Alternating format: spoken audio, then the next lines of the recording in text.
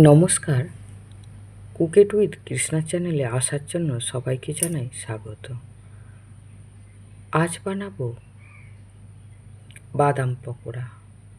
বিকালের চায়ের সঙ্গে বানাবো বাদাম পকোড়া। প্রথমে আমি 200 গ্রামের মতো বেসন নিয়ে নিলাম।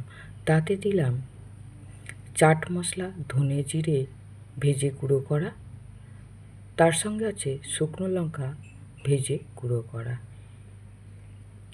দেব বিট লবণ, আর দেব 1 চামচ লঙ্কা গুঁড়ো, 1 চামচ হলুদ গুঁড়ো, দিয়ে হাফ চামচ জোয়ান হাতে ঘষে নিয়ে দিয়ে দেব। জোয়ান সব কিছুতে দিলে ভালো লাগে না ঠিকই কথা, কিন্তু তেলে ভাজার মধ্যে দিলে গ্যাস অম্বল কিছুই হবে না।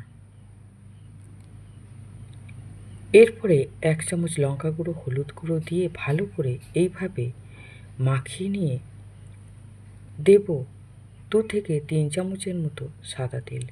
এরপরে অল্প অল্প জল দিয়ে মাখিয়ে নেব বেসনটাকে। ভালো করে ঠিক এই রকম ব্যাটার করে নিয়ে দিয়ে দেব 200 গ্রাম চীনাবাদাম। চীনাবাদাম দিয়ে ভালো করে বেসনের সঙ্গে মাখিয়ে নেব। এতে আরেকটু জলের প্রয়োজন, দিয়ে দেব। দিয়ে আরও একটু সামান্য পাতলা করে নেব।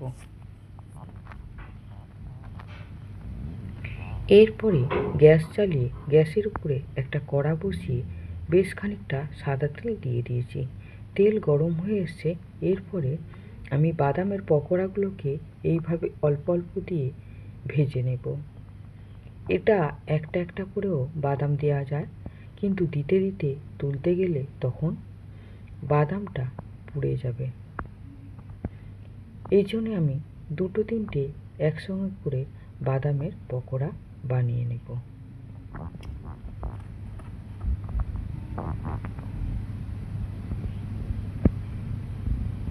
এইভাবে তেলের মধ্যে অল্প অল্প করে দিতে থাকবো ছোট ছোট পকোড়া।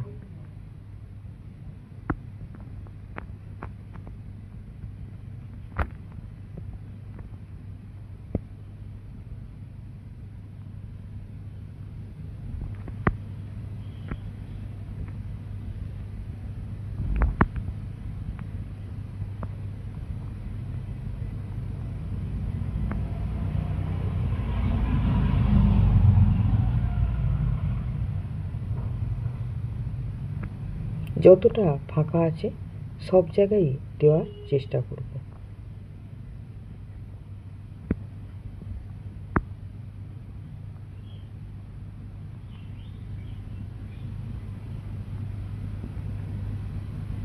এরপরে আমি হাত ধুয়ে নেব, নিয়ে ভালো করে নেড়ে চেড়ে লাল করে পকোড়াগুলোকে ভেজে তুলে নেব।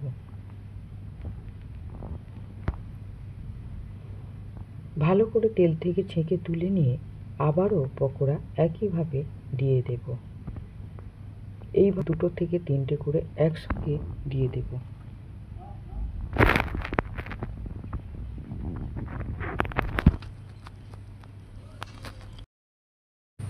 পকোড়া বানানোর পরে বানিয়ে নিলাম র চা।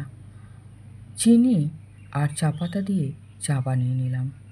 এরপরে এই চায়ের মধ্যে দিয়ে দেব বিট লবণ, আর একটা লেবু, 4 ভাগের 1 ভাগ লেবুটাকে চিপড়ে চায়ের মধ্যে দিয়ে দেব, দিয়ে ছেঁকে নেব। এই রকম বৃষ্টির মধ্যে প্যাচপ্যাচে গরমে লেবু চা আর বাদাম পকোড়া দারুণ লাগবে।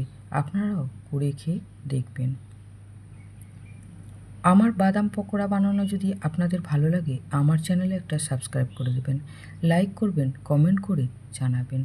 আমার তাহলে বেশ ভালো লাগবে।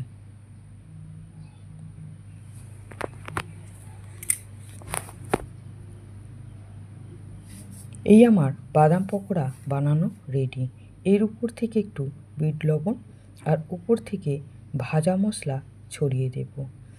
যেহেতু এতে ভাজা মশলার মধ্যে সব রকমই আছে, গোটা ধনে জিরে ভেজে গুঁড়ো করা, চাট মশলা আর শুকনো লঙ্কা গুঁড়ো করে রাখা আছে।